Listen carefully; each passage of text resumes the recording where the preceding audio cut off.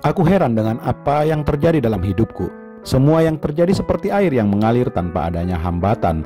Meski kusadari ini semua hanya baru awalnya saja. Kadang aku berpikir apakah Sang Pencipta semesta memang sengaja memudahkan diriku dalam seperti ini. Namun lagi-lagi ketika secuil pikiran datang mendera, kembali kusadarkan diri ini jika aku sangat amat tak pantas berpikiran seperti itu. Itu salah.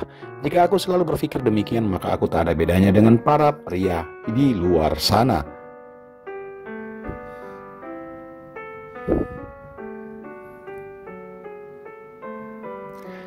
Perlu diingat, aku tak seperti mereka. Aku hanya bersama Rahma, pun karena aku juga tak dapat menahan perasaan yang terpendam padanya.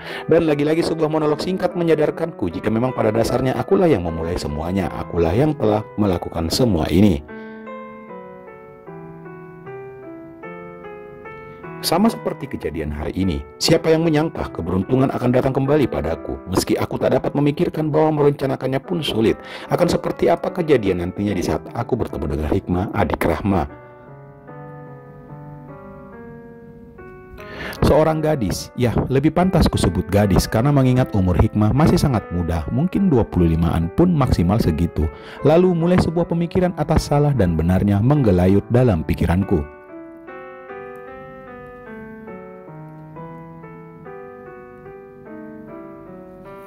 Satu sisi mengatakan jika aku tak pantas untuk berbuat lebih, sudah cukup aku bersama kakaknya Rahma. Sudah cukup aku berbuat kesalahan yang bahkan jika ada yang tahu dan membaca kisahku ini tentu saja akan menyalahkanku. Namun di sisi lain seolah memaksaku untuk bertindak lebih, membuat suatu rencana yang akan mengembalikanku pada keadaan yang sama seperti yang terjadi waktu bersama Rahma. Hikmah, ingatan pada wajahnya yang sangat cantik pun ekspresinya seperti apa yang disebutkan namanya oleh Rahma itu membuatku semakin penasaran, membuat jantungku mulai berdetak makin kencang. Apakah aku harus kuikuti keinginan sisiku dalam diriku ini untuk melanjutkan rencana yang telah kurencanakan sejak tadi? Rencana yang dengan bermodalkan sesuatu untuk memberikan kemenangan mutlak. Lalu sebuah pertanyaan baru muncul. Bagaimana jika Rahma mengetahuinya? Bagaimana jika Rahma membenciku? Aku kembali sadar. Aku kembali pada posisi yang tak dapat berbuat apa-apa. Maju kena, mundur kena, seperti sebuah judul film pada era 80-an kalau nggak salah. Film yang dibintangi oleh 3 komedian favoritku pada zaman itu, Warkop DKI. Kang, kok melamun? Lagi mikirin istri di rumah kah? Satu seruan singkat membuyarkan lamunanku sejak tadi. Memikirkan seseorang yang kini berada sekota denganku. Tinggal ku tekan nomor ponselnya dan melakukan panggilan singkat kepadanya, maka aku dan dia akan langsung bertemu. Ya begitulah balasku pada kawanku. Akang mah enak, istrinya mah cakep pisan, balas teman satunya yang duduk di sisi kananku. Ya kan aku juga ganteng, balasku bercanda. Kami tertawa bersama hingga satu pertanyaan yang spontan bikin aku terdiam untuk beberapa detik lamanya. Iya, by the way, semakin kesini gue lihat Akang sama Rahma semakin deket ya. Waduh, patutkah aku mengalihkannya ke hal lain? Sepertinya demikian, karena kembali lagi pada pasal pertama, jika aku dan Rahma hanya menjalin sebuah hubungan yang biasa, yang ketika orang lain mengetahuinya, maka mereka tentu saja akan mencemooh. Ya, hanya dekat dalam artian karena kami sedivisi dan kebetulan juga kami beberapa kali menjadi satu grup dalam menyelesaikan proyek. Balasku, ku buat ekspresi wajah setenang mungkin. Tapi jujur ya Kang, khususnya gua nih penasaran sih sama Rahma, wajahnya tuh kayak gimana ya?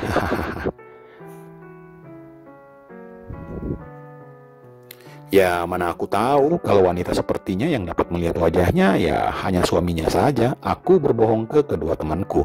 Namun demikian setelah membicarakan tentang Rahma, rasa rindu ini meluap keluar. Aku lagi-lagi kangen terhadap wanita itu.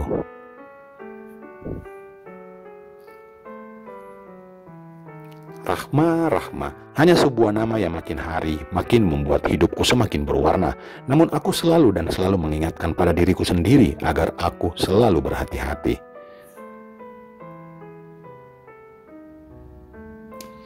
Karena ketika ada orang lain yang mengendus hubungan ini, niscaya kami, khususnya Rahma, akan menjadi gunjingan orang-orang dan mulai menganggap Rahma hanya bersembunyi pada nikabnya semata, yang pada dasarnya juga sama seperti wanita lain. Satu kata itu kadang membuatku tak habis pikir. Contoh seperti Rahma, dia kan tak dapat dikategorikan seperti itu, bukan? Kan akulah yang memulai, akulah yang mengajaknya untuk melakukan seperti ini, memberinya harapan yang mungkin belum pernah ia dapatkan seumur hidupnya.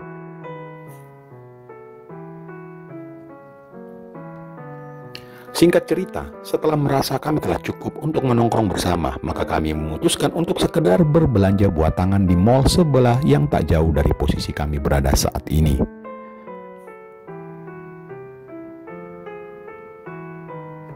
Sebetulnya kafe ini masih dalam satu area gitu dengan mall yang kumaksud. Namun kami butuh berjalan kaki beberapa ratus meter untuk mencapai pintu lobi. Sambil berjalan kami juga tentu saja mengobrol banyak hal. Dari mulai hal yang receh sampai ke hal-hal yang berat menyangkut pekerjaan kami. Untuk obrolan antara aku dan kedua temanku tak perlu aku ceritakan ke kalian ya, karena aku yakin kalian tak akan menyukainya.